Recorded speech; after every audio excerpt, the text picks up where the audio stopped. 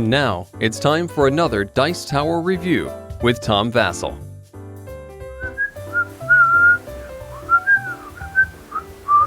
I love classical music. I grew up on it. I've tended to move towards movie scores because I like that progression of classical music better.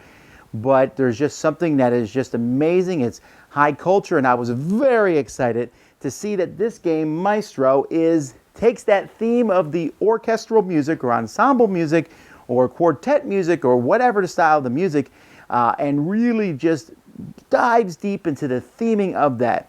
There's two games involved in here. Basically, it's a basic and the advanced version of the same game. And in this game, you are trying to perform a lot of different pieces of music. And I mean a lot. This is half the deck of cards of different pieces of music that you can do. And it has a lot of, here's the Barber of Seville, here's Brandenburg's Concerto No. 4, the trio for flute, clarinet, and bassoon, the Fantasy for solo harp, Symphony No. 5, Toccata. I mean, there's a lot of great classical music in these. You can even listen to the music while you play. Let's take a look at the game.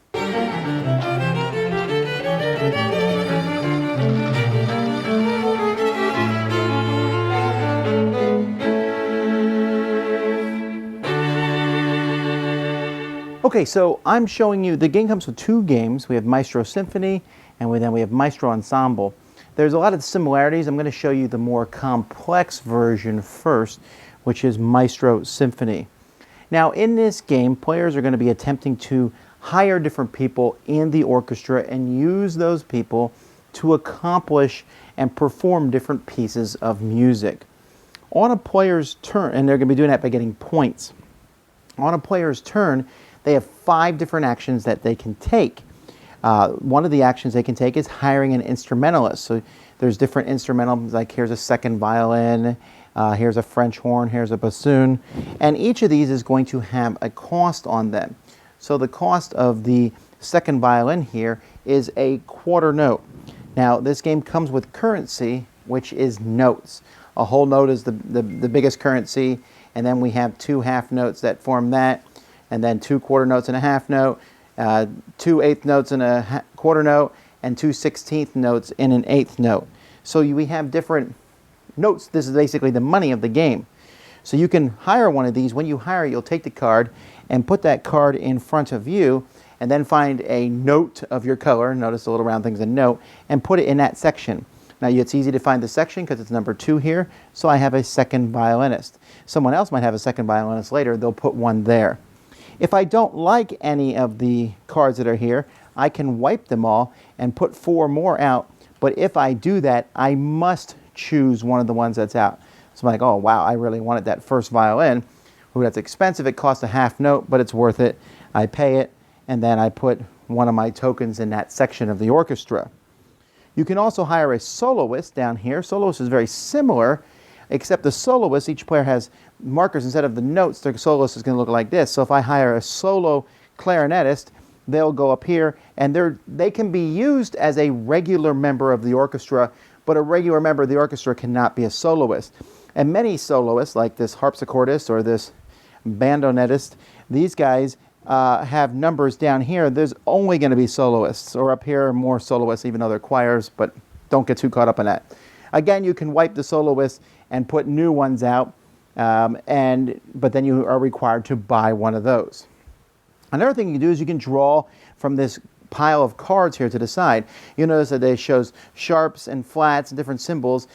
You'll draw 2 of them, pick one to keep it. The flats are going to basically do bad things to another player. The sharps are going to do good things for yourself. Like this one here is basically a free instrument, a triangle. That's pretty cool. Or this one here gives me 4 minutes. We're going to be keeping track of minutes around the outside of the board. Each player has a maestro piece, keeping track of minutes over here.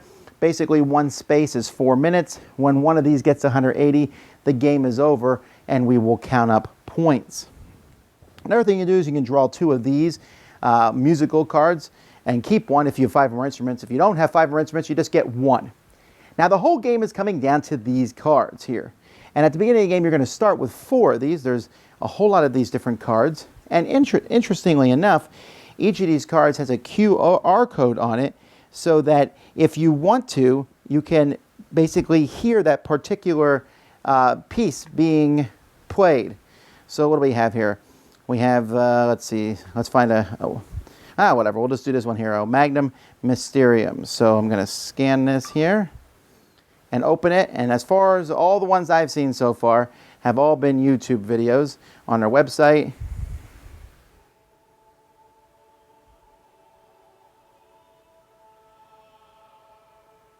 Okay, so anyway, you can do that and you can play the song, but we want to, in game purposes, to perform each one of these, you're going to need a certain number of things. So for example, this one only needs a children's choir, which is a soloist. Everything above the line is a soloist. If you have the soloist, you'll be able to perform this. It will give you 8 minutes on the time track, and it will give you a half note. This one here needs a children's choir as a soloist and an organ. You do that, you're going to get 4 minutes plus a chance card, plus a half and a quarter note. This one here needs a violinist and a contralto as a soloist. Then you need one first violin, one second violin, a cello, and an organ. And you can see some of them require a lot more than others. In fact, let's see if I can find, there's a few in here that are going to require like practically 4, because look at this one. An organist solo, but then it also needs 2 cellos, 1 double bass, 2 flutes, 2 clarinets, an oboe, a bassoon, or 3 bassoons, a trumpet, trombone, and French horn. That's a lot. You get a whole note and a half note and 16 minutes out of it. Well, you're not going to be able to have all those people on the board probably. As time goes by, there's going to be more people put on the board, but you can hire people from others. In fact, you can borrow against the money you're going to get for completing it. When you hire someone else, you pay half the cost of that person. So if I have a French horn and you're using it, this is a quarter note, you need to pay me an eighth of a note to use my French horn. If I happen to have a soloist, you have to pay me half of what that soloist needs, which could be more. So this soloist harpsichordist here needs half notes, so you would have to pay me a quarter note to use them. And so as time goes by, as this fills up, more and more of these can be completed, and that's going to be where most of the stuff from the game comes. I mean, this huge one here will get you 2 whole notes and so on. Once you finish the game, when someone reaches 180 minutes, at that point, scoring is going to happen. For scoring, you're going to look at a card for the number of players. This one here is for 5 to 6, this one here is for 3 to 4, and then you're going to see how many different musical instruments you have. Depending on how many you have, you get between 4 and 10 points. How many different soloists you have, how many different categories of musical pieces you have, your position in time. If you're the farthest on the time track, you get 10 points. How many banknotes you have, the Bach banknotes, which are the whole notes, and then bonus card points. At the beginning of the game, each player is going to get 3 bonus cards, or 6 bonus cards, and you're going to pick. And each of these bonus cards, like here, for every 8, 10, 12 piece of music, you get 1, 2, 3 bonus points. For every oboe or oboist, you get bonus points. For every cello or cellist, you get bonus points. So these will be added to the points from this card, and whoever has the most is the winner of the game. Now, I just showed you the main game. You can also play a more simplified version on the other side, which is the ensemble. The ensemble does not have soloists, just regular instruments. There are fewer of them, as you can see. You will use these cards, which show the pictures of the instruments on them. And other than that, most of the rules are pretty much the same.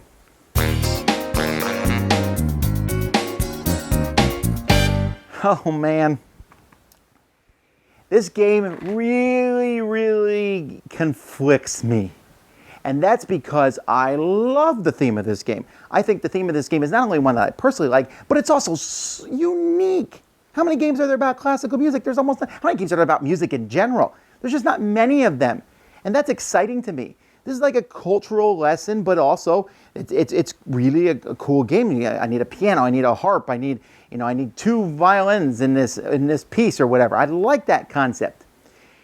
But this game has several major problems. The biggest problem overall is a slavish adherence to theme.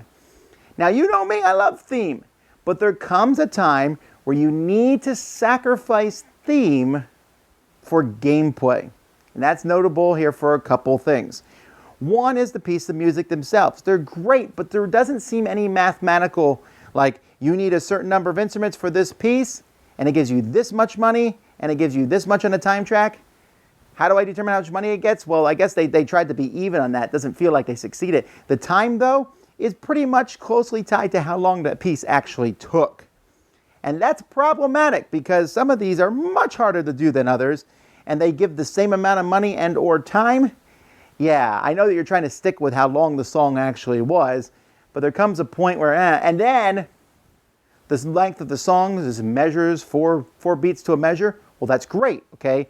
However, keeping track of 4 beats to a measure is not as simple as saying you get 6 points, all right? 1, 2, 3, 4, 5, 6, 6. No, you get 24 beats, all right? So it's 4, 8. You know, you have to do it that way. And even the money system in this game has notes. Okay, that's cool, and I can handle it pretty well. But not everyone's going to be able to go, okay, I need to pay you an eighth, or no, though that's half of this. So I need an eighth and a quarter. Okay, so you need to give me a whole, and then you get this back.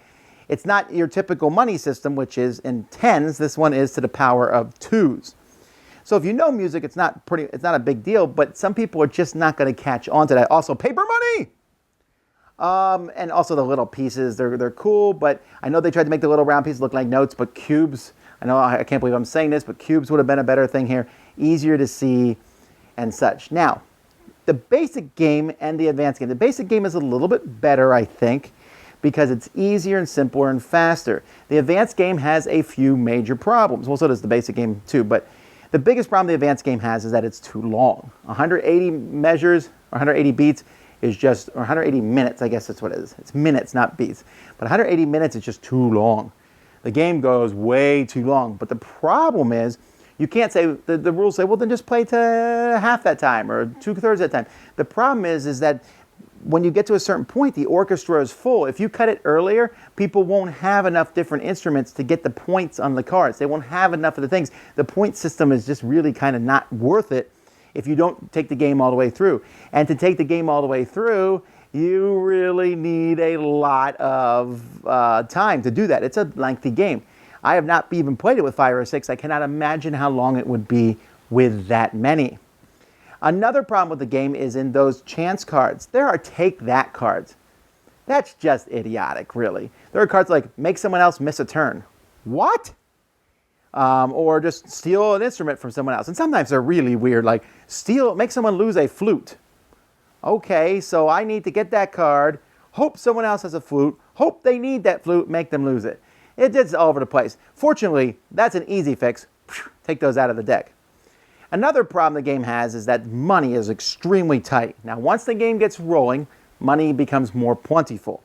Especially once you get enough instruments out there, people are paying you, you're paying others, it all works out well. But at the beginning of the game, you need to buy instruments and then hope you have a small enough piece to get some of that money back to buy some more people. If you run out of money, there is no income phase. You just need to draw off the chance card and hope you get money. I wondered about this. I wondered if I missed something. So I went online and looked. Someone else asked it, and the designer of the game basically said, well, musicians are poor, and so that's the way the game is. Again, it's that slavish adherence to the theme. Great. I get the musicians don't have a lot of money, but I want to have a fun game, all right? And not having money and sitting there drawing chance cards, hoping you get something that could be useful is a bad idea. Now, the designer recommended that you start with an extra half note compared to what other people did if you want the game to flow better, and wow, that made a big difference. But see, the problem is all this stuff put together is a lot of problems with the game. It's long, it has these chance cards that don't work that well, but man, the rest of the game I like. I like getting the soloists and the different people and having them out there and trying to, okay, I need these people from orchestra. Okay, I need to hire someone. Oh, there's 3 violinists. I'll hire yours. And I like that. When I pick someone's to hire, that's a little bit of take that works. I'm not hurting you specifically. I'm just not helping you. I'm helping this person instead. And that works well. I like the soloist, the whole thing. I like that you could listen to the piece of music. That's great. But this game so badly needed a developer, someone who could help make the game go faster, who could take a look at these and say, okay, I understand that you're trying to do this here, but maybe we need to change some of the values on these. You know, I think that would have been a useful thing to have. But man, I don't know. I'm really torn on this. I think ultimately I'm going to have to give it a thumbs down, which pains me because there's not enough classical music games out there. Maybe with some going over, some things like that, it might get better. Maybe a few rules changes. Definitely these cards need to go over. But wow, this is a great effort. It's just, here we go. As much as I love theme, sometimes mechanisms need to come first. Dice Tower Judgment, not approved. Thanks so much for watching the Dice Tower videos. Find more great videos and reviews, as well as our top-rated audio podcast at Dicetower.com. You can also find other great shows at Dicetowernetwork.com. I'm Eric Summerer, and you've been watching The Dice Tower. The Dice Tower is sponsored by Cool Stuff Inc., where you can find great games for great prices. Cool Stuff, in stock. Check them out at CoolStuffInc.com. Shut the door! There?